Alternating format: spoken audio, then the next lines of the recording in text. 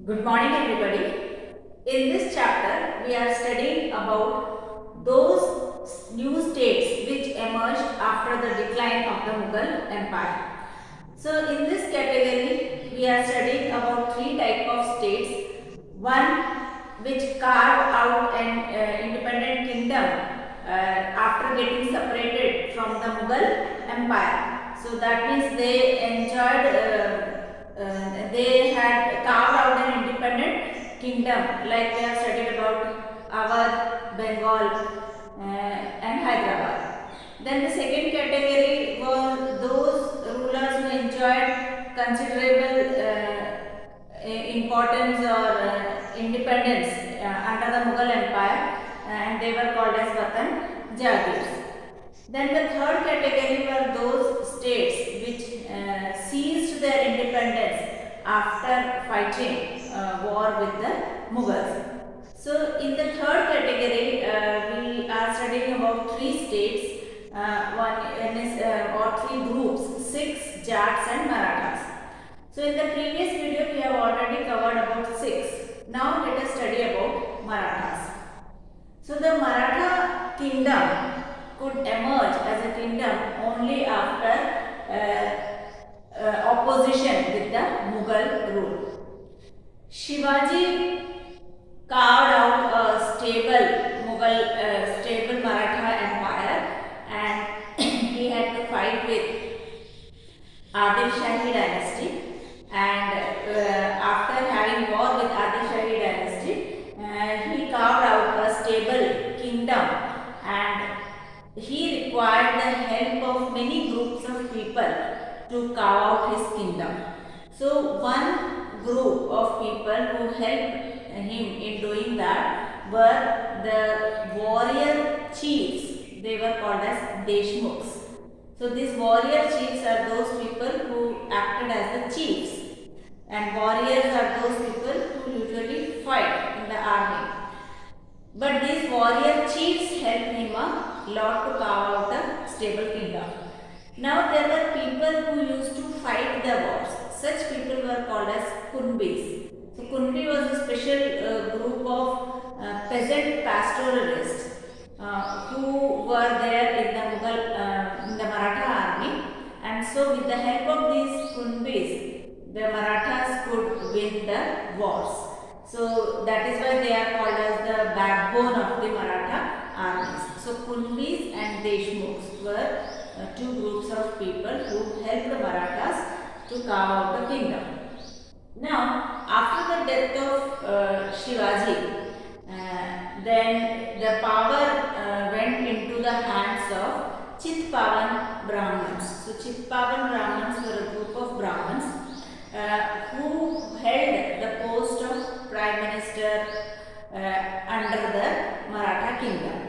So the grandson of Shivaji, whose name was Sahu, so during Sahu's time, these Chitpavan Brahmins were made the Prime Minister or the principal ministers.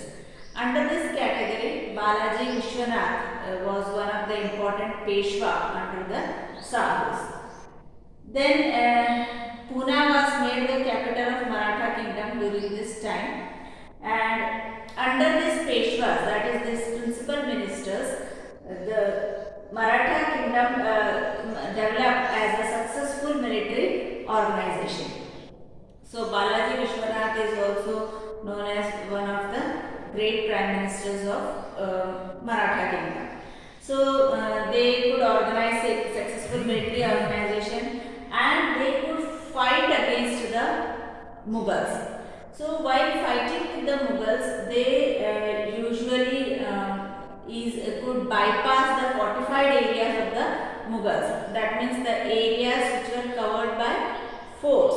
So that was also crossed by these Marathas during the war, and by raiding the cities, they used to attack the cities, they used to loot the cities and take the money and the resources from the areas. These Marathas could easily do that. And one more war strategy of Marathas was that they always engaged the Mughal armies to fight in such a place from where the supplies can be easily stopped by the Marathas. Supplies lines and reinforcement, that means if they want to bring food or extra army, so all these resources can be stopped to enter the fighting army.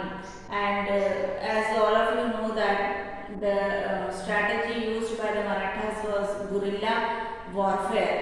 So through this way they could easily stop the coming of reinforcement and food supplies and other supplies, so that the fighting army will starve. So in this way they could be easily disturbed. So then from 1720 to 1761, this Maratha empire slowly expanded. Then they moved out of the Mughal empire and they captured Malwa and Gujarat from the Mughal empire. And by 1720s they could capture Malwa and Gujarat, and by 1730s the Maratha king was recognized as an overlord of the Deccan Peninsula. So Deccan Peninsula means starting from Maharashtra. They could capture the area till some parts of Kerala. So till that area the Maratha kingdom was recognized as the king. That was in the year 1730s nearby. And now after being recognized as the overlord of the Deccan Peninsula, now they got the right of collecting two types of taxes. So one was Chauth and one was Sardeshmukhi. So Chauth was the 25% of the produce of the farmer or the land produce. So 25% of the produce they have to give to the ruler, that means the Maratha kingdom. And it was collected by the zamindars. Now apart from Chauth, that is 1/4, as the name suggests, Chauth means 1/4, that is 25%. Apart from that, extra 1/10 of the tax was also levied, which was called as Sardeshmukhi. So Sardeshmukhi was 1/10 of the total tax, which was apart from the Chauth, which was also levied, which has to be directly given to the Maratha king. So these two types of taxes were collected by the